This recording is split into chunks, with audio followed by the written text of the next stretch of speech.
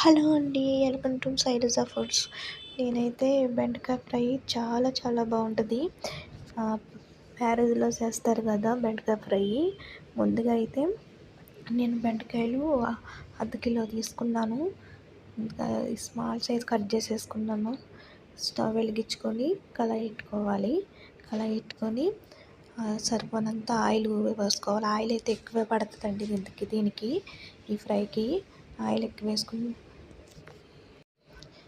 వేసుకున్నాక బాగా ఎక్కాలి. ఈ ఫ్రై బాగా రసంలోకి, సాంబార్లోకి, పప్పులోకి చాలా చాలా బాగుంటుంది ఇలా చేసుకుంటే ఈ ఫ్రై.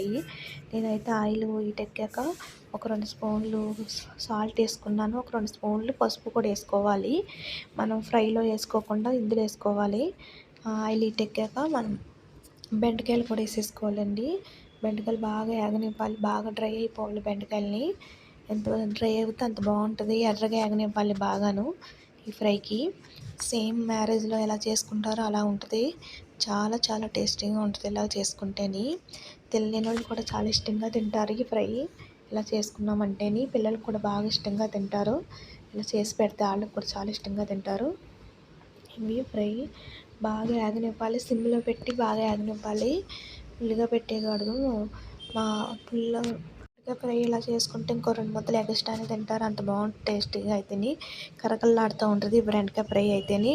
మెత్తగా ఏగనివ్వకూడదు. బాగా ఫ్రై అయిపోవాలి ఇవి.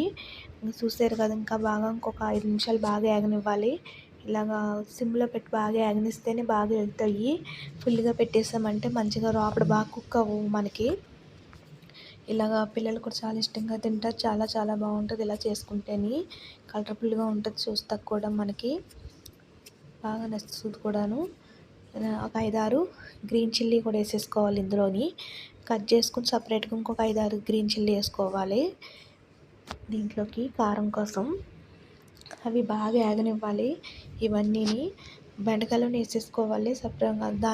సగం కుక్ అయిపోతాయి కదా, సగం కుక్ అయిపోయే ముందు వేసుకుంటే అన్నీ బాగా గ్రీన్ చిల్లీ బాగా ఎగుతాయి. చూసారు కదా ఎంత బాగా ఎగినాయో. అలాగే ఏగాలి. ఒక 2 డబ్బులు కరివేపాకు కూడా వేసుకున్నాను ఇందులోనే నేను. అవి వేగిపోయినాయి కదా, ఒక గిన్నెలో తీసేసుకుంటున్నాను. ఆయిల్ లేకుండా తీసుకోవాలి. గిన్నెలో తీసేసుకొని ఉన్నాం కదా, ఇంకో గిన్నె తీసుకొని. చూసారు కదా, ఇప్పుడే తినాలనిపిస్తుంది అంత బాగుంటుంది ఈ ఫ్రై అయితేని. చాలా టేస్టీగా ఉంటుంది. మళ్ళీ ఆయిల్ పెట్టుకుని అదే కళాయిలో నేను పల్లీలు కూడా ఒక 2-3 స్పూన్లు పల్లీలు వేసుకున్నాను. ఎక్కువ కావాలంటే ఎక్కువ వేసుకోవచ్చు. నేనైతే 2-3 స్పూన్లు వేసుకున్నాను. దోరగా ఏగనివ్వాలి పల్లీలు అయితేని. మాడిపోయినట్టు వేయించుకోకూడదు. సిమ్లో పెట్టి బాగా ఏగనివ్వాలి. అవి కూడా తీసేసుకుని దాంట్లోనే వేసేసుకోవాలి. బెండకాయలు ఉన్నాయి కదా, అవి దాంట్లో కొద్దిగా మళ్ళీ ఒక స్పూన్ ఆయిల్ వేసుకొని ఒక 2-3 చిన్న ఎల్లిగడ్డలు వేసుకోవాలి. దాంట్లో రెడ్ చిల్లీ కూడా వేసుకోవాలండి. జీలకర్ర, ఆవాలు కూడా వేసుకోవాలి ఇందులోనే. బాగా ఏగనివ్వాలి పోపుని. ఒక 2 డబ్బులు కరివేపాకు కూడా ఇందులో వేసేసుకోవాలి.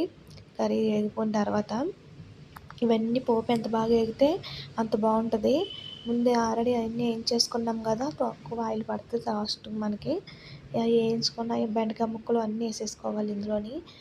మరగ మంచిగా వేయించేసుకోవాలి. బాగా ఏగనివ్వాలి.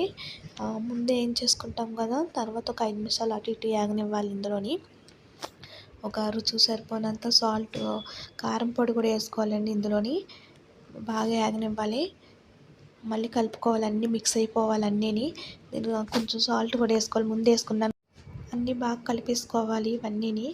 నేను పచ్చి కొబ్బరి తురుముకున్నది ఒక చిన్న గిన్నెతోటి తీసుకున్నాను. పచ్చి కొబ్బరి వేసుకున్న వల్ల మనం తిన్నప్పుడు కరకరలాడుతూ చాలా టేస్టీగా ఉంటుంది. ఇంకా బాగుంటుంది. అంత బాగుంటుంది.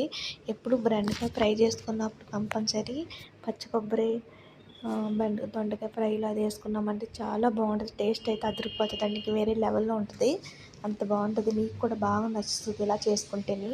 మనము సాంబార్లోకి, పప్పులోకి, రసంలోకి చాలా టేస్టీగా ఉంటుంది. చాలా బాగుంటుంది ఇలా చేసుకుని తిన్నామంటే. ఉత్తిని కూడా తినేయచ్చు, అంత బాగుంటుంది. చాలా ఇష్టంగా తింటారు. కారం కోసం ఒక 5-6 గ్రీన్ చిల్లీ కూడా వేసుకోవాలండి. కొత్త ఇష్టంగా ఉన్నవాళ్ళు అవి తీసుకుని తింటారు కూడా. చాలా మట్టుకు మా ఇంట్లో అయితే తింటారు అవి. చాలా చాలా బాగా నచ్చుతుంది. చూస్తున్నారు కానీ లైక్ చేస్తలేదండి ఫ్రెండ్స్. Boy friends.